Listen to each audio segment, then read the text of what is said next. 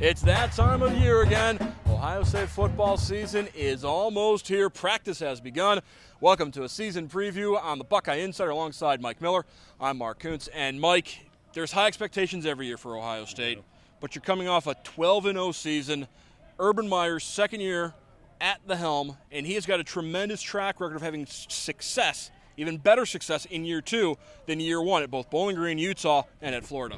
Oh, well, that's exactly right, Mark. But, I think also it's important to look at are the expectations based on the talent and the personnel that Ohio State is working with. And for the most part, they are. There are some question marks that we'll talk about. Certainly the defensive front seven is a question mark, but a spectacular recruiting class that has come in and some key returners offensively allows for these sort of expectations for Ohio State. It's interesting when you look back at the 2012 season. You look at some of those games, particularly in the first half of the season, and you're almost scratching your head going, how in the world did they win that game? How in the world did that team go on to win 12 straight games? But this team at the end of last season was a much different team than the beginning of the year. Yeah, and to me the biggest progress last year ultimately was the Ohio State defense, the way it came along. And let's don't forget, Captain John Simon didn't even play in the final game of the year. So I would say the progress of the defense was a big part of the Buckeyes' success as the year went on. And if they can continue to improve on that side of the ball, expectations are deservedly high offensively. But if the Buckeyes' defense can cover their bases, it's going to be an excellent year. Ohio State has a full week of practice in the books, and this is the week where Urban Meyer says he's going to really separate who wants to be a Buckeye, as they're going to have a little bit of a different practice schedule for the second year in a row. They're going to leave the Woody Hayes Athletic Center and just go across the street to the Ackerman Fields so they can kind of tough it out a little bit as they get ready for the 2013 season. This next week is tough. We got 9 practices in 6 days, so the 2013 Ohio State Buckeyes will be determined by this week coming up. We move over to Ackerman Fields, and there's a lot of reasons why we do it, but the most importantly is you have to feel bad before you feel good and appreciate what you got. So that's kind of one of the reasons why we do it. And then just the whole, I would like to kind of go away, but that's hard to do, with all your video equipment, all your teaching facilities we have here. So that's why we do it. And the university's been gracious enough to let us use Ackerman Fields, and they're in pretty good shape. As good a shape as we want them. It feels me. I'd rather practice here, honestly. It's not the prettiest field conditions over there, but I think they do it for for us to realize how special, how good we have it around here. It's going to be tough. The coaches, they very intense. So we just got to go out there and just not worry about. It's going into the second week of camp, but just keep getting better. Just keep getting better. We're still seeking out a couple things. Got to get a little organized a little bit, but so far it's going good. It's a lot of things that we got to overcome right now. Come back together as a family, and I said at the end, hope we get them 2 extra games that we missed last year. Excited, man. That's probably the big word. A lot of expectations. We have a lot of hopes going in. We have high expectations, and we're going to need the senior leaders to lead. I'm excited to be in that position. You excited to get Dontre Wilson in football? Absolutely, definitely. He's a special kid, man. He goes all out. You can tell from that first day of camp, he was like bolting lightning. Now he's kind of slowing down. He's got to get used to that college life. So getting back, getting massages right now, so getting our bodies right. He's fast, real fast. He caught a screen. He caught a screen, and he probably was 50, 60 yards in like 4 seconds or something like that. I don't know. He was rolling though. Every time he breaks a run and we're watching on film, we're still surprised about how fast he got on the field. He's a fast dude. Championships. Yeah, I think this class is very great. We was number 2 recruiting class in the 2013, and I think we can do great things. We can help this team out for this year and the years to come. Well, the 06 team did that in Florida. The 06 team injected a bunch of speed and playmakers into that 2006 team. I see very similar qualities. That's the only, that's one of those classes that you watch our practice, you're like, you look again and see what number that is. And I feel that same way, certainly on offense, that I feel little bit of a jolt. That's really going to help us. I got a really strong family background. You know, my mom sent me scriptures every day to start my day every day, so that gives me a warm feeling in my heart.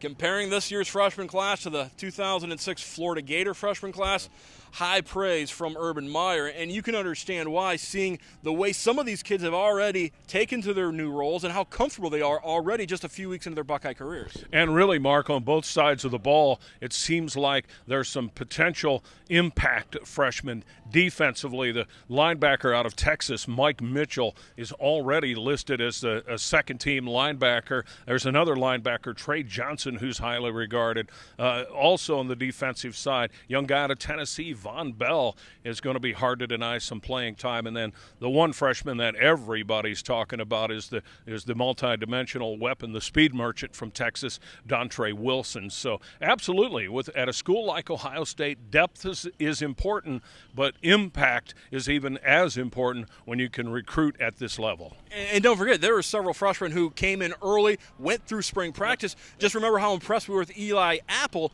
in the spring game this past year. He's one of those young guys in the secondary. Eli Apple, also Cam Burrows from Trotwood Madison. Many of us from the region recall in the playoffs we saw him, and certainly other freshmen. Those that come in early really make a statement. They want to be a part of the mix, and they are ostensibly ahead of the game, I think, from the other freshmen. But again, at Ohio State, these are freshmen that physically are probably where they need to be already. It's all about understanding where they need to be on the field. We need to take a quick break here in front of Ohio State, and when we come back, much more on this Buckeye Insider season preview show on WOSN.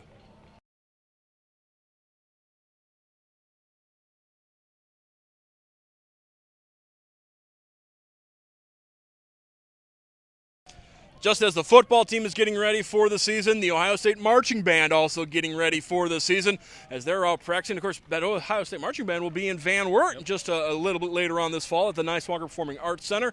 Let's talk a little bit offense, Mike Miller. Obviously, you've got a lot coming back from last year's offensive team, which at times looked very good. At other times, they sputtered. There's a very inconsistent offense during each game. Well, it starts with the trigger man, the junior Braxton Miller, who everyone will concede if he can improve his touch, his passing ability. Really, the sky is the limit with that. We know he has the wheels. We know he can run and understand the read option attack. The Buckeyes may go away from that a little bit because there's more weapons. I think the positives are pretty much all over the lot offensively, Mark, with a veteran offensive line with 4 seniors up front. They have 2 tight ends, and they love them both, Nick Vanette and Jeff Hireman. They've got a veteran core of receivers, no longer the clown show that Urban Meyer called it initially, and the running back depth is quite impressive, although limited experience with Carlos Hyde having to sit the first 3 games. A lot of positives offensively. You know, and you look back at what Braxton Miller did, Big Ten Player of the Year, yet he had a very poor third down completion percentage. Certainly had trouble with ball security with the fumbles, and he will even admit mechanically he wasn't sound. According to everything we've been told, that's been a much different story this year, and that hasn't escaped the eyes of even a Division III Ohio coaching legend. Mechanically, he is much further ahead. We had Larry Karras, a good friend of mine, come and visit our practice yesterday, and I just was talking to him, and obviously the man knows a lot of football, and he commented to me about just his comfort in the pocket and his mechanics. So Braxton has worked very hard. The whole offseason, I just worked on my whole fundamental-wise, because last year I feel like it was like a D+. And this year, just working on the whole offseason and getting things together and getting situated with that is just unbelievable how far I came from last year. I think he has certainly come out of a shell. I think the biggest thing why we didn't see it last year was I think the kid is so self-conscious that he said, I don't have my own house in order. How can I expect my teammates for me to impose my leadership on my teammates when my own house isn't in order? And so he has become a better quarterback, which allows him to then become a better leader. It's the maturity and the leadership and, just fundamentally, just his play alone. I mean, it's obvious that he's matured all around. So, more vocal, more excited, more knowledgeable of the system. I mean, he's just a different quarterback right now. The kid won the Big Ten Player of the Year last year and very well documented. I mean, he wasn't even close to playing at his potential. So, and he's still not. He's closer, but he's got so much more room for improvement, and every day we see growth after growth after growth. I haven't been approaching it any different. I mean, I've still been trying to go out there and compete. Carlos been being the leader like he always been, and just keeping all the young guys focused, helping us, like giving us tips. And so like we just work hard and just all compete.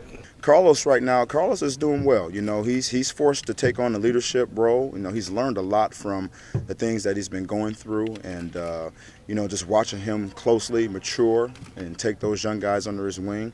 You know, he can bring a lot to the table in that respect right now. So he's got to pay his dues, and there's nothing we can do about that, and he understands that, but his production and his development doesn't stop because of it. I'll be able to focus more on a wide receiver, punt returner role, because we have a lot more dynamic players this year with Dontre Wilson and getting Jordan Hall back, and those dudes being able to play more of that role, so that should be good. I mean, my goal is to get on the field and play, but it's really the ultimate goal to win a national championship and be a part of it. It was good last year. We went 12-0, but that was last year. But this year we got some young guys that can really just keep us the momentum going. Just like I'm pretty sure we're gonna be even 10 times better than last year. We were not a big hit team last year.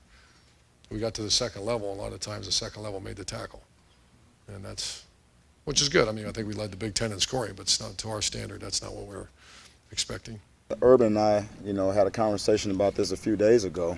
Just in passing, you know, we feel like given the talent we have now that we can finally get this thing clicking on all cylinders. We're faster. We're a faster team. I mean, you'll see. I hope you see that in 3 weeks. We're a faster team. I think not just with Dontre, but with our returning guys too. They're better. Evan Spencer's better through 8 practices this fall than he's ever been in his career here, or at least since we've been here at Ohio State. And I use him as an example, and there's plenty more out there in the skill positions, and then you bring in some of the fresh talent in Dontre and Ezekiel and you know, the guys on the perimeter and James Clark and Jalen Marshall, and so you're able to kind of mix and match what you think needs to be accomplished rather than being handcuffed a little bit by the personnel that you've inherited. Yeah. As I say, last year we started from ground zero and worked our way up. Now I feel like we're starting a little bit higher than that, and we got to work our way up. Because you never start a season or start a training camp exactly where you left off. You know, if you don't play football for 6, 8 months, whatever, you're going to go backwards, and then now we got to build them back up. But we're not as far down this year as we were last year. Coach Mario tell you he didn't really know us like he does now. I mean, we had a lot of things to deal with, like get through, prove to him. So, I mean, this year is just like total 360. But, I mean, we went through a whole season together, except Taylor. But, I mean, he's progressing so good right now. It's like everything's thumbs up. So, but I think as an offensive line, I'm really excited about where we're going, what we've done in the first 3 days. We're really, fine-tuning now as opposed to just learning about where we're going. So, who to block. We're learning about, how to block them now. And Coach Warner says that's how, a good player becomes a great player. So that's something that we're really moving towards. Man, it's a good feeling, having the same offensive line come back, except for the right tackle. And it's a good adjustment, I just got to keep working hard. And the guys, they growing up and getting more mature, and they know what they're doing, and they just going to forego it every time they go on the practice field. Mikey, take a look at that offensive line. They've got 4 returning starters from last year. Now, the good news, particularly last year, they were pretty much injury-free. So all those guys got a lot of experience last year. But that means the backups to the offensive line aren't all that experienced, and that is a major area of concern for Urban Meyer. I would say the key backup to be concerned about would be the center position. Corey Lindsley, the starter, has had a little bit of a foot issue, but that familiar name of Boren is his backup at center, Jacoby Boren. That alone is quite comforting. But as you look across the offensive line, really nobody else has played a lot spot. And they're talking about Chase Ferris, who was in the battle with right tackle Taylor Decker before Decker essentially won that right tackle battle. They're moving Ferris around. They're looking at him at guard and some other spots. So I think there's talent, certainly with the backups for the Ohio State offensive line, but very thin on experience. It's just that front five looks to be spectacular. You know, you always hear about year 2 under Urban Meyer, and one of the ways there's a big difference with year 2 is it's another year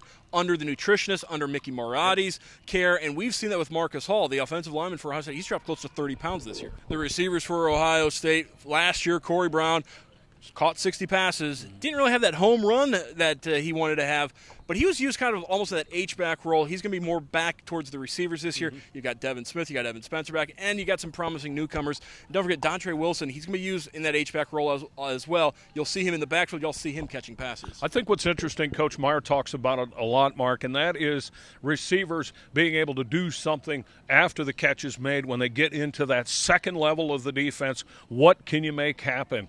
And as a general thought, it seems like the coach believes that he has more of those second-level weapons, that even guys like Brown and Devin Smith, who's normally just a long ball home run hitter, have taken it to another level where they'll be able to make plays after the catch. Also, we've heard good words about Evan Spencer, who surely has the right pedigree. So you're absolutely right. I think with the receiving core with Ohio State, they made vast improvement from 2 years ago. Can they make plays after the catch? That'll be important season long for Ohio State's offensive development. More to come on this Buckeye Insider season preview show. When we return, we'll check in with the Silver Bullets on WOSN.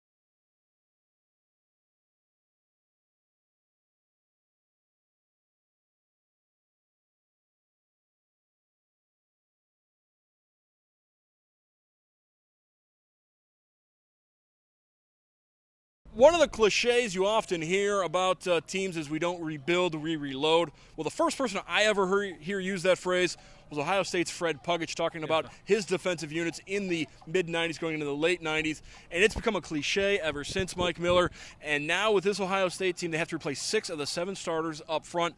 But the cupboard is far from bare. I know. I tell you, on its face, when you think you lose your front 7 defensively, you're horrified. You're spooked. You're thinking, we're in big trouble. And when you think of John Simon and Jonathan Hankins and others that are gone, Williams, I mean, it's Garrett Goebel as well. Yeah, Garrett Goebel. He really was an underrated leader of last year's team. And obviously then you had Boren switch over, Zach Bourne from fullback to linebacker, and, of course, Etienne Sabino. So those guys are all gone. It's a spooky proposition, but when you look at who the Buckeyes are working with up front, it's a cast of fellas that did see a lot of action last year. On the ends, you have these 5-star recruits that are now full second-year players. Adolphus Washington, Noah Spence, who saw quite a bit of action last year, admittedly, and in the interior of that defense on the Ohio State 4-3, with Joel Hale, a kid from Indianapolis who is now in his 3rd year, with Michael Bennett, a kid from Centerville who's got size, is smart, is a leader, is an all-star candidate,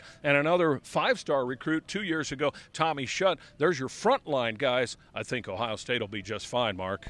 As for the linebackers, obviously Ryan Shazier is back, a great building block to build on for the linebacking core. But you're not going to see a whole lot of 3 linebackers out there. When you do, it will be Curtis Grant, who we've heard this story before with Curtis Grant. He's ready to finally do it. A highly acclaimed kid coming out of Virginia a couple years ago. Hasn't quite grasped it. They're saying now, though, Curtis Grant is ready to become that middle linebacker. Boy, Buckeye fans surely hope so, because what was the real turning point last year with the defense when they moved Zach Boren to the Mike linebacker, that middle linebacker? linebacker. That's when the bunch back there started to really click. If Curtis Grant, who we know has all the physical capabilities in the world, if he can assume that leadership aspect and just the smarts aspect of knowing where he needs to be defensively, that is one of the keys, if not really the top of the list for the Buckeyes defensively at linebacker. We love Shazier. Josh Perry seems to be very much in the mix. And there is a true freshman from Texas named Mike Mitchell that everybody's talking about. Yeah, Mike Mitchell, one of the first of the freshmen to get his black stripe removed, as all the freshmen start off with black stripes on their helmet. They have to earn that to become a full Buckeye. And as Urban Meyer and Luke Fickler are well aware, they know with Ryan Shazier, they have that solid foundation in the linebacking core. He's got an unbelievable talent. I mean, every guy that I've had the fortune to coach and the ones that have been really good have been different, and there's some guys that are, this guy's the best this guy's the best that, this guy's the best that. And the one thing I can say about Ryan is he has the ability to be one of those guys that can make more plays than anybody we've had. To me, I feel like me not practicing in the spring made me more hungry and more mentally ready for the game, because I started studying more mentally and everything to be ready for it. But and it's also helped me become a better leader. So yeah, it just me not practicing in the spring, it helped me a lot to become just more eye-opening of just things I haven't seen before. Okay, defensive end, you got Noah Spence is really doing well. He didn't scrimmage particularly as good as he's been practicing, but him and Adolphus Washington are potential candidates for all conference someday. Maybe not this year, but someday. Well, I hear all the time that we're losing 4 guys, but that's college football. Yeah. We're not going to be here for 14 years. We lose guys every day, and or every year, and so I think that if we're going to lose guys, these are the best guys we can have to replace the older guys that we lost. We have great chemistry on the D-line. I think that's probably the hugest thing. And then we have just unreal talent. Coach Vrabel does a great job teaching us technique and teaching us intensity and all that other stuff. And I know you guys are tired of hearing us say I expect a lot out of us, but I expect to be the top D-line in the country. So I don't think we're skipping a beat at all. I think we'll see week 1 where the defensive line stands, and we'll go from there. You need to prove everything, but I think one thing I need to improve on is making the plays that come to me. Last year had some drop interceptions that are key, especially for our offense to get them the ball. What they can do when they have the ball in their hands. So anytime that we have opportunity to get them the ball back, we need to make that play. We're excited. I think, like I was just saying, we're a lot further along now than we were last year. And I mean that in a way that Coach will probably talk about. We're not game planning each other. We're not out there trying to stop the Ohio State Buckeyes. We're really saying, hey, we're trying to figure out who the best 11 guys are we've got and get ourselves ready for the first 2, 3, 4 weeks of the season. Only I can tell you is that the guys are working. We're trying to get depth. That's one thing that I don't think that we've had, in the past. But the coaches are doing a great job in getting all the guys ready. So one guy goes down, the next guy comes up. We're doing a great job at that. But yeah, as far as what's to expect, we expect to try and be the best. We're going to leave that for y'all to decide. We're just going to go work, get great coaching, and play hard. Secondary certainly will be one of the strengths of this Ohio State team. You've got a couple of seniors that have been there for a while now, Corey Brown, C.J. Barnett, as well as Christian Bryant. And then there's Bradley Roby, who said earlier in the year he intends this to be his final season. He's a redshirt junior. He's got another year of eligibility. But interestingly, during photo day, Bradley Roby got his picture taken of the rest of the seniors, but this is going to be a strong secondary. Right. Oh, this should be a very strong secondary. We start with ability, and there's ability all over the line. But I'm big on experience at this level, Mark, and I'm a big fan of C.J. Barnett, young guy from the Dayton area. He'll be the strong or the deep safety, the free safety, and boy, oh boy, he's just a leader back there, and he knows where people need to be. Obviously, Christian Bryant is a tremendous hitter, a senior from Cleveland, brings tons of experience and confidence. The corners are important. We suspect Roby will miss a few games based on his off-field problems over at Bloomington, Indiana, but he is an all-star candidate by consensus.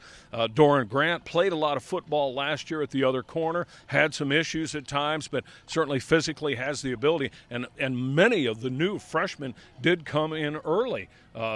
Cam Burrows came in early.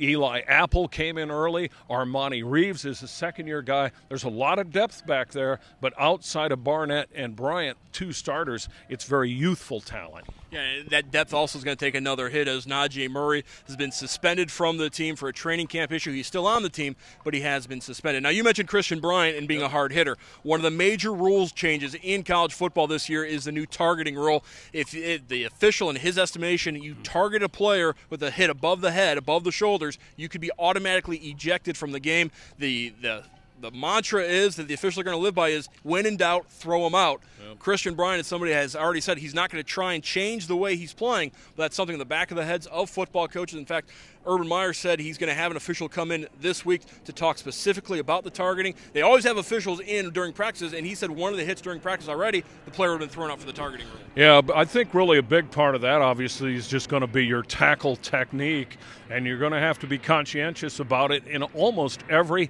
tackle situation, although there's a level of subjectivity there with respect to the official. I think maybe if the crown of your helmet is involved, that is a bad thing, but if you're in really tight quarters, I think it's more of open field hits.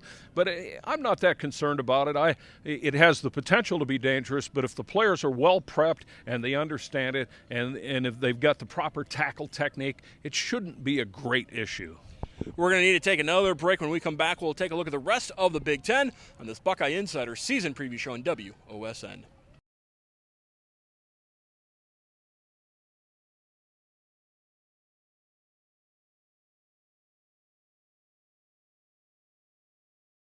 Welcome back to the Buckeye Insider Season Preview Show alongside Mike Miller. I'm Mark Kunz. As Ohio State coming off a 12-0 season, school record for consecutive victories is 23. A lot of people are looking at this Buckeye schedule and saying there's no reason why they can't win 24 in a row, get to the Big Ten championship game, make it 25 in a row.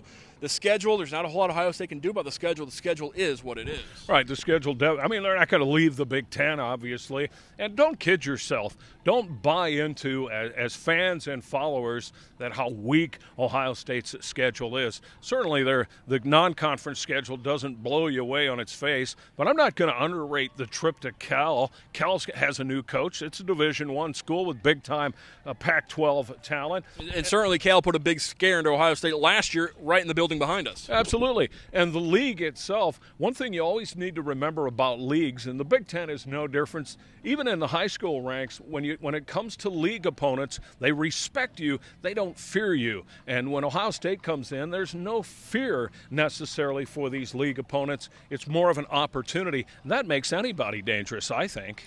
You look at Ohio State's division in the Big Ten, clearly they're the favorite. The other tough teams based on the preseason rankings are in the other division, Nebraska, Michigan, Northwestern. Now, Ohio State does avoid Nebraska, although they could meet up in a Big Ten title game, but they have to travel to Northwestern, they have to travel to Michigan. Mm-hmm. Those are probably the two games most people are seeing as potential trap games for this Buckeye team. All right, and when it comes to the division, the leaders division, we all believe that it's Ohio State and Wisconsin, even with the new coach for the Badgers. And lucky for the Buckeyes, that's a primetime affair at Ohio Stadium right behind us here. So, there's little doubt the schedule sets up nicely for the Buckeyes. I would say the trip to Evanston, along with the trip north of the border, are the two biggest hurdles on paper as we look at the 12-game slate. All right, thank you very much, Mike Miller. Of course, lots more from Ohio State Media Day on our website, WOSN.TV. That's going to do it for us today from Columbus. Of course, we'll be back all season long with Buckeye Insider, both Tuesdays during game weeks and also Saturday nights during game weeks, getting you ready for Ohio State football and bringing you the best Buckeye coverage in West Central Ohio. For Mike Miller, I'm Mark Kunz. We'll see you next time on WOSN.